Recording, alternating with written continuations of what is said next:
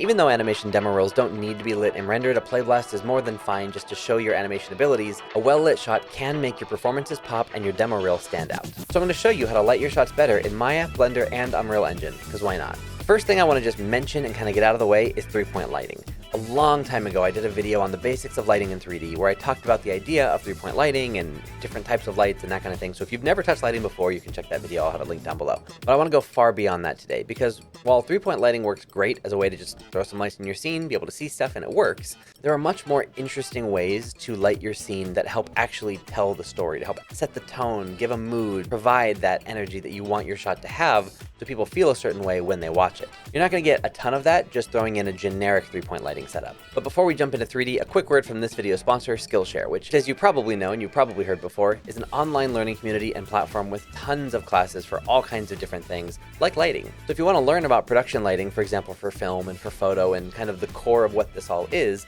there's classes on Skillshare for that. There's classes on business, on creativity, on project management, and things like 3D modeling. Or again, lighting. I'm going to point out these two classes because I think they're actually a really good starting point. There's one called Advanced Lighting for Film Professionals, which gives you a good sense of how you would do lighting with a real camera and exposure and things like that. So if you're trying to get a handle on this whole topic, that's a good place to start. Or if you want something more practical, there's a class called Good Lighting for Film and Video at Any Budget, which is, again, a good way to practice this kind of stuff in the real world so that you get better at it in 3D. So if you're looking for a way to level up your skills and your career, a link to Skillshare can be found down below, and the first 500 people to click that link will get 30 days for free. So thank you to Skillshare for sponsoring this video. Now let's start lighting. And so just like a good animated shot, the first step is research and planning. This is Shotdeck. It's something that you have to pay for, but I just have the free trial for like 3 more days, so you can get the free trial too to do the same thing I'm doing. But what it lets you do is just browse movies, TV shows, commercials, and if you click a particular shot, because you're like, oh, I like the shot, it'll show you the color scheme, all the tags that it's using, what lens was it shot on. It'll also show you similar shots that kind of have the same vibe. And I just throw everything in PureRef, which is free. This is a free software to just throw images in. So our journey starts here. This is my research for this video, for the shots that I lit for this video. So to very briefly run you through this, this is my exterior or outdoor direct lighting section, where you can very clearly tell, yeah, there's some kind of a light source like the sun outside. Over here, I've got the indirect version of that, which is more muted, more soft, like the shadows are softer. And so there is still sunlight, but it's not as harsh. Here we've got, very top-down light, creating these dark circles for Voldemort. We've got shots from Daredevil, Walter Mitty, Crazy Rich Asians. This one's really cool because you've got her among friends and peers where she's in the light, and then she goes to take a call with a little bit more quiet, and she's in the shadow with the light facing them, which is just a cool takeaway. And that's something that's really interesting here in these sunlight examples, is that even though characters are in the bright sun, in very few cases, in these 2 cases that I found, in Parasite, yes, fully lit by the sun. In Stranger Things, half lit by the sun, and all the rest of these, the sun is a highlight, contouring the face, creating a rim or a hair light around our characters, but the faces are primarily in shadow. Or not necessarily shadow, but just in the dark part of the frame, which I just think is really interesting. So this is my sunlight section, direct and indirect. And then I've got my sunset section. These are really stylized, different times of day, different levels of moodiness, right? Like this is super intense and super dramatic, whereas this is much less so. And this is much less intense in terms of lighting, but they're all different versions of what the sunset can give us and how we might light our characters. These are really fun. I tried to think of what types of shots do I usually see in animation? And I see a lot of office buildings or retail or indoor shots, right? Because we do a lot of shots where people are inside places. This office section is split into 3 kind of main categories. The drab, bland, flat lighting of an office that's meant to be mundane. That can be a principal's office. Even though there's a window, it's still pretty evenly lit. You've got the fluorescence up top, the window on the side, but it's still pretty even. This has very little contrast. There's still shadows, but like pretty flat. In Everything Everywhere All at Once, it's also like that, but with a little bit more color theory. So you still have that top-down lighting. It's very warm and, let's call it municipal, right? But you still have these nice little highlights of light, shaping the characters and defining them from the background. If we look at The Matrix, however, very oppressive lighting, very interrogation style, top down, very dramatic and contrasted, which fits the tone of what this is meant to be. So this is meant to feel trapped in an office as opposed to just trapped in an office, right? Like different vibes. Just interior, indirect, I guess, where there's like an implied window. You don't really see the window all that much, but there's one there. And these are interesting because the characters are a lot darker compared to other elements of the frame than I expected. This is a nighttime one, we've got practical lights behind him, but the characters aren't the brightest thing in a lot of these shots. As opposed to here, in the science, medical, lab, sci-fi area, the characters are the brightest things. The hair, especially. Little highlights in the eyes and the clothes. Here we've got retail and stores and things like that, which are also very common examples for animation. And so we've got implied windows, lights and lanterns in the background, thunderstorm outside, different examples here. This is a great example of Rembrandt lighting, which is a technique where you light half the face, but you allow the light to peek over the bridge of the nose and create a little triangle pocket of light. Moving on, these are my window lit, where you can see the window, even just barely on the edge of frame. You can see the window that is motivating the light at different times of day. These all feel kind of morning-ish to me. This one you can actually see the shape of the light, which can do interesting things. For example, if I pull up, I didn't have this on Shotdeck, but I found it here. Devil Wears Prada. Shot towards the end of the movie where Anne Hathaway's character is walking around. She's just lit by the sun.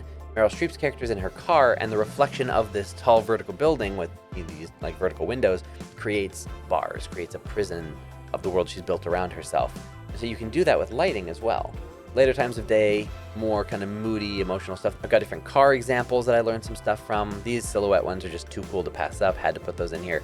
These are like trying to introduce some color and some style, but they're indoor like events for the most part. Birthday parties, casinos, mall, more parties, gotta have Barbie in there. So this is starting to get into some more stylized stuff. And then finally, my last section where I learned a lot, this is all night. This is all nighttime stuff. So I've got Black Panther, Lord of the Rings, Stranger Things, various types of Stranger Things, where we've got a Soviet prison with danger versus, looking up at a motivated light source.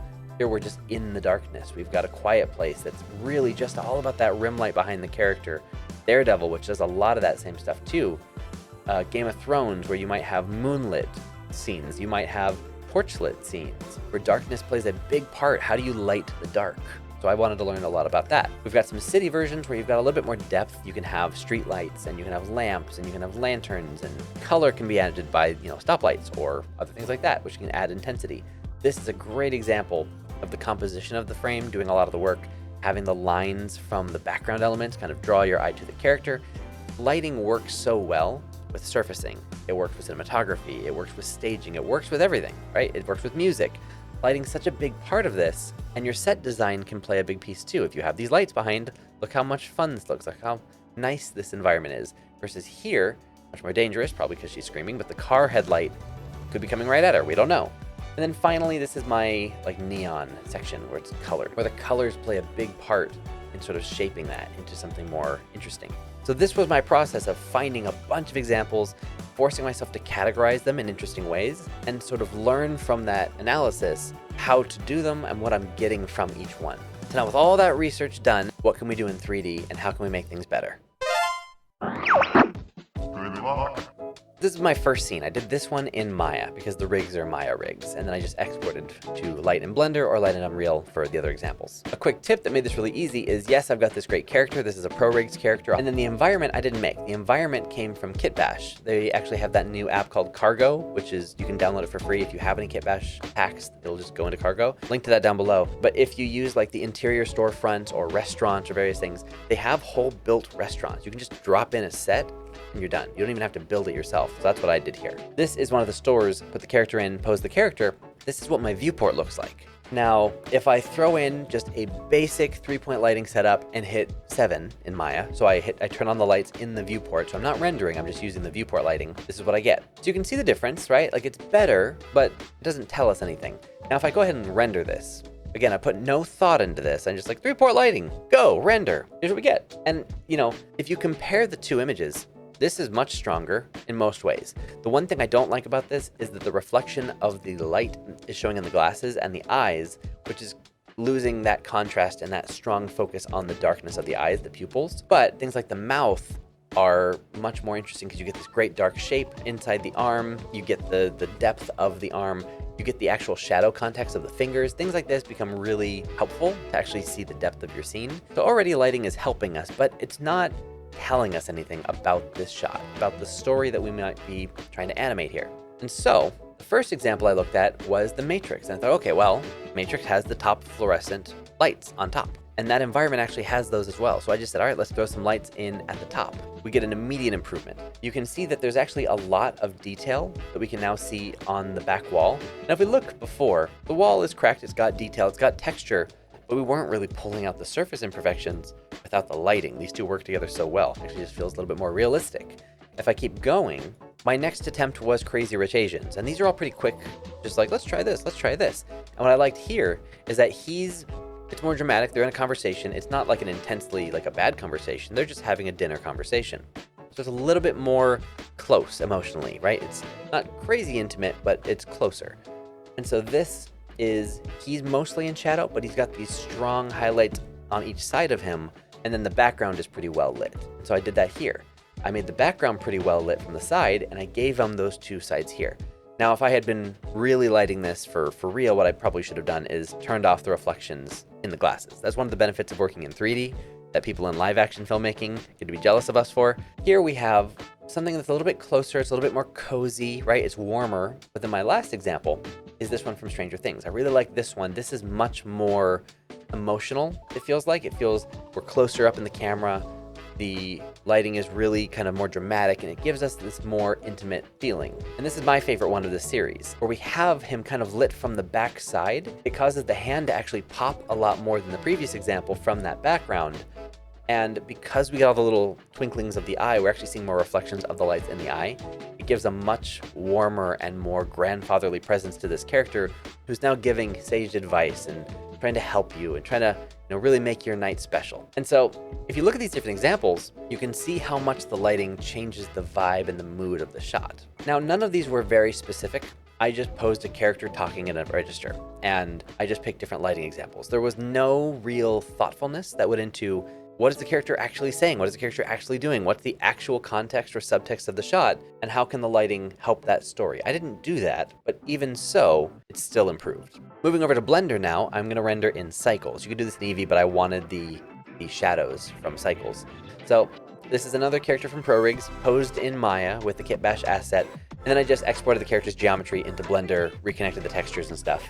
And I noticed when I was working here, I actually had some slowdowns in my computer. Things were getting a little bit slow, and I think it's just because there was so much. I mean, I had screen recording, I had Maya open, I had Blender open, I was doing other stuff too. I just made a proxy version of the character using primitives, and then I'd fine tune it with the full character. And I just put them in different collections. So the main thing here is that we've got a window, and I wanted to use that window to do some different stuff.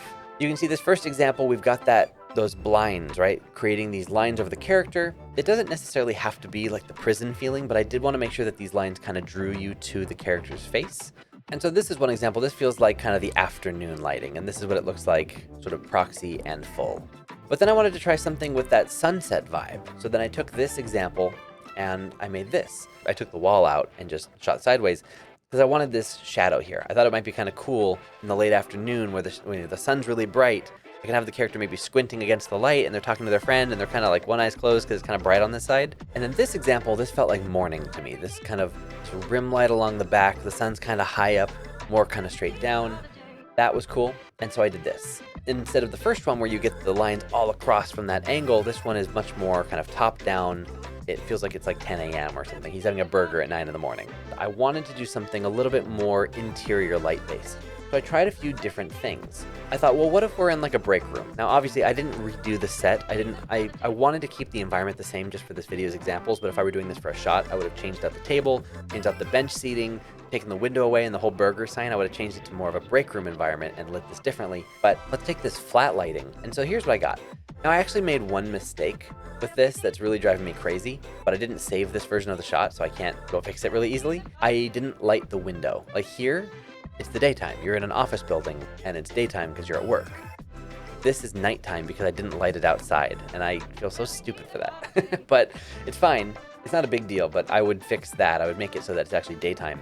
This is very much not my favorite, but it gives you that very kind of drab, boring lighting.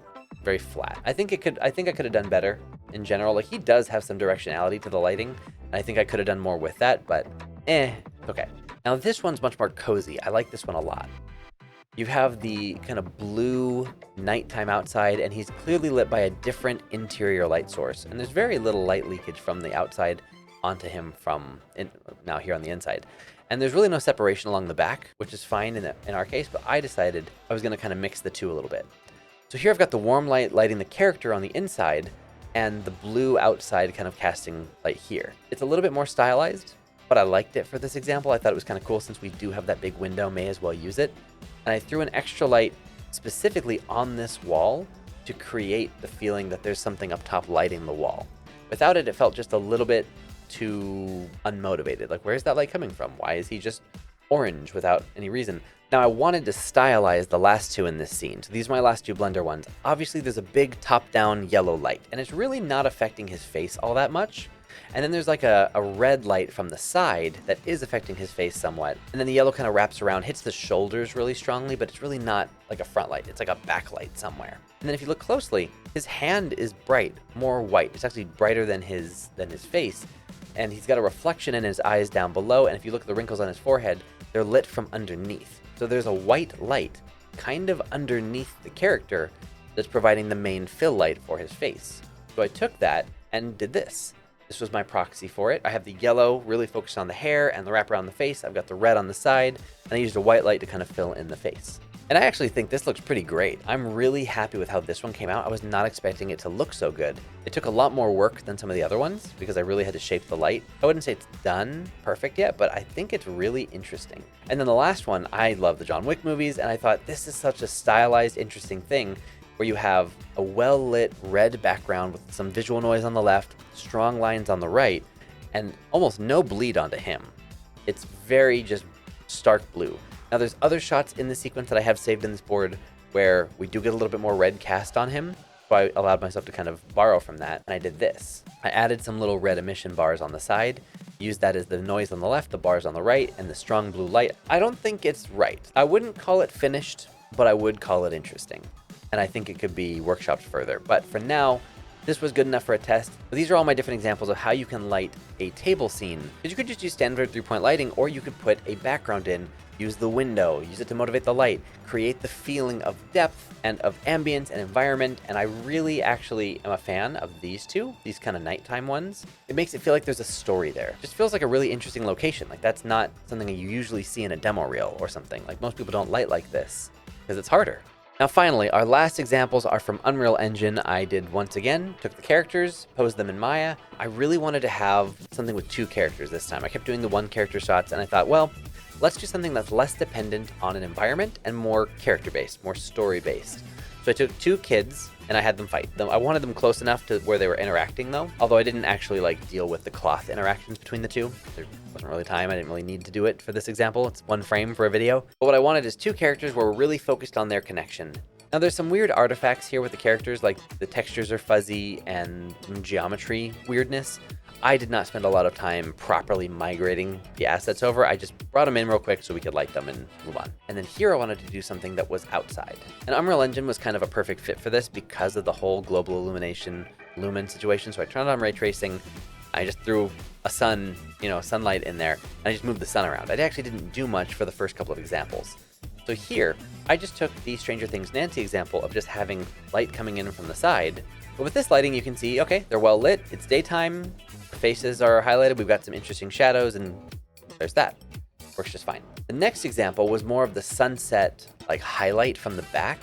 I think this is a lot more interesting. It adds a lot more conflict, I think, to the story. Where the first one is just two kids out in the sun. This one feels like it's after school, it's getting late in the evening, they both have to go home soon. Like there's a little bit more that you can imagine of like what would be going on in the environment. But what I really wanted to do was light for nighttime. And that's what I'm hoping that you have actually watched all the way through this video to get to, because the nighttime stuff is hardly anyone ever animates shots at night because it's hard to light for night. So I wanted to tackle it. So my two examples were A Quiet Place and Lord of the Rings. A Quiet Place is very much about that back rim light and almost nothing else. Just enough fill to see some of the characters' features towards the camera. For Lord of the Rings is light the background really well and then fill the face a bit with a warmer light. That's, at least in these examples, what I was taking away. And so this is my example here, where I've got the moonlight really casting on the environment, lighting the back, giving them that rim light. And I added a little bit to try and wrap around the character once again, but it's about that darkness. And I think this adds a really cool moodiness to the scene. It does, I think, feel kind of like a mix between this Quiet Place example and like Harry Potter and the Deathly Hallows. And that might just be because of the color I chose to light with, but it does have that kind of, not spooky, but just, I guess, more grim lighting, right? Things are just a little bit more dreary and dangerous in a way. And then for my Lord of the Rings example, I went for something a little bit more, I don't want to say cozy, but it's something a little bit more natural. I don't know. So I lit with the moonlight once again, but then I added some point lights to the building back there as if it had little light bulbs outside. And so it's two different types of nighttime. This to me feels like the restaurant's still open. There might be people eating inside and they're having a little chat. Where this one, the restaurant closed a few hours ago. It's now like midnight, 1 in the morning on a full moon, and they're walking around the town.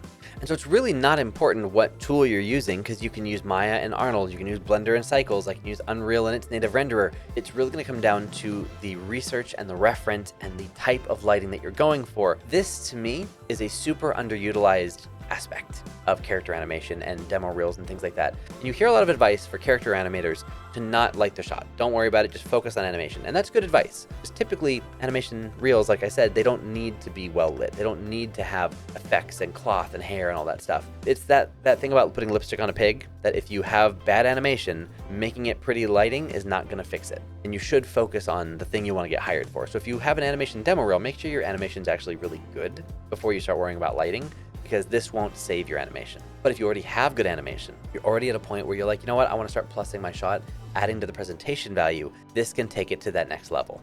But let me know in the comments what you thought of this video. Drop any lighting tips that you might have down below for other people to learn from. And if you enjoyed this video, hit the like button, subscribe if you haven't already, if you want to see more stuff like this. I have a bunch of animation courses and classes and workshops and things like that linked down below. But I hope you're able to take what you learned in this video and just really make your shots pop, make things stand out, and just have a little bit more fun. But anyways, thanks for watching this video. I hope you enjoyed it, and thank you to Skillshare for sponsoring. A link down below to check out Skillshare. Remember that the first 500 people to click that link will get 30 days free on Skillshare to learn whatever you want to learn. I'm Sir Wade, and I'll see you in the next video.